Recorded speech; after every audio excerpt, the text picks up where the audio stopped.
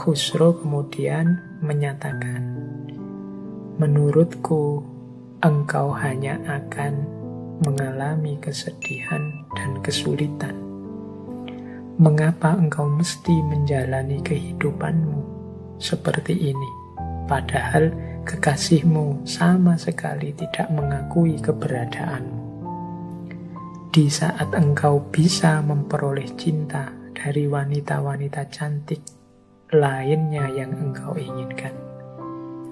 Jadi, ngapain sih kamu capek-capek? Ngapain sih kamu mencari kesulitan seperti ini? Mbok yo hidup itu yang santai saja. Kalau memang kekasihmu menolak, ndak mungkin lagi engkau dekati, kan masih banyak wanita lain yang mungkin lebih cantik dari yang sekarang engkau cintai. Nah, ini Khusro berusaha agar Farhat menjauh dari Shirin. Makanya dia, Mbok kalau kamu mau, kan masih banyak wanita-wanita cantik. Mungkin maunya Khusro, kalau kamu minta juga padaku, aku beri siapapun yang kamu inginkan, asal bukan Shirin. Karena Farhat ini kan saingan cintanya. Nah, Farhat terus menyatakan begini, hamba tidak memandang hidup hamba sebagai sebentuk kepedihan. Sebab bagi orang yang benar-benar mencintai, kepedihan dan obatnya adalah satu dan sama. Kekasih hamba mengakui atau tidak mengakui keberadaan hamba sama sekali tidaklah penting.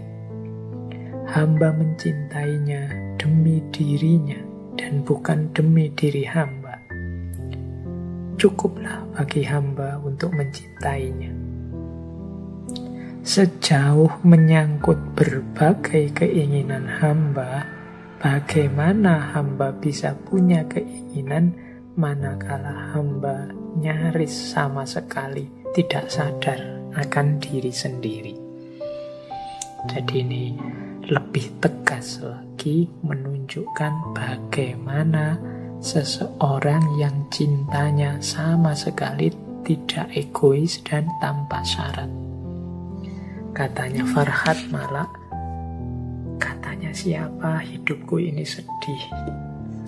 Jadi kita kan membaca ceritanya Farhat ini kan kasihan. Kasihan sekali ya, dia dibohongi, dimanfaatkan. Cintanya yang dalam tidak terbalas, dia juga ditipu dan lain-lain. Tapi jawabannya Farhat, enggak. Siapa bilang aku ini sedih? Jadi bagi orang yang mencintai, kesedihan dan obatnya ya sama. Apa obatnya? Ya cinta itu sendiri. Kalau cinta itu disebut orang sebagai kepedihan, obatnya ya cinta itu sendiri. Jadi tidak mungkin aku akan bilang cinta itu menyakitkan, karena cinta juga jadi obatnya. Jadi kepedihan dan obatnya adalah satu dan sama. Berarti apa? Aku tidak merasakan kesedihan seperti yang dilihat, digambarkan oleh orang-orang. Bahkan kekasih hamba mengakui atau tidak mengakui keberadaan hamba, itu tidak penting. Aku dianggap ada atau tidak, katanya Farhat, tidak penting. Mengapa? Karena aku tidak berpikir tentang diriku. Yang aku pikir hanya tentang dirinya. Kalau aku hanya berpikir tentang dirinya, yo tentu saja aku tidak akan menuntut keberadaanku diakui. Kalau aku masih menuntut keberadaanku diakui, berarti aku masih mikir tentang diriku. Ayo teman-teman, sambungkan ini dengan cinta ilahiyah. Saya bilang bolak-balik, ini Nizami sedang mengajarkan kita tentang cinta kepada Allah.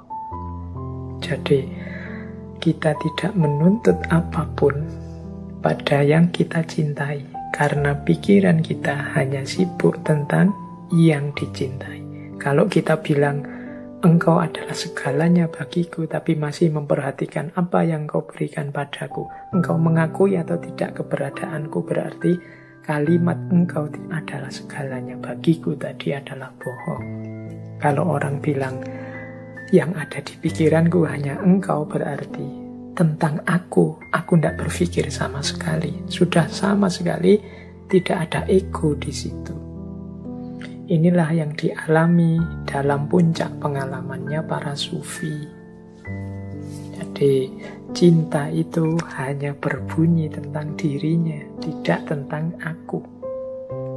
Cukuplah aku ini sebagai orang yang mencintai, titik.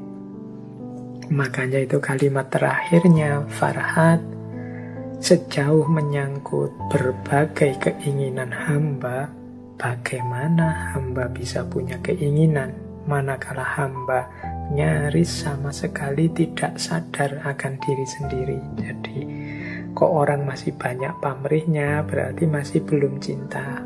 Kalau cinta yang tulus pasti tanpa pamrih. Mengapa?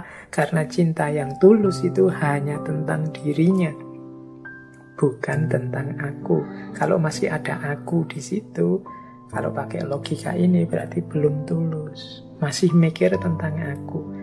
Karena cinta yang tulus itu yang dipikir hanya tentang dia. Berarti keinginan-keinginanku tidak penting, tidak perlu dibunyikan. Yang dibunyikan adalah keinginan-keinginannya.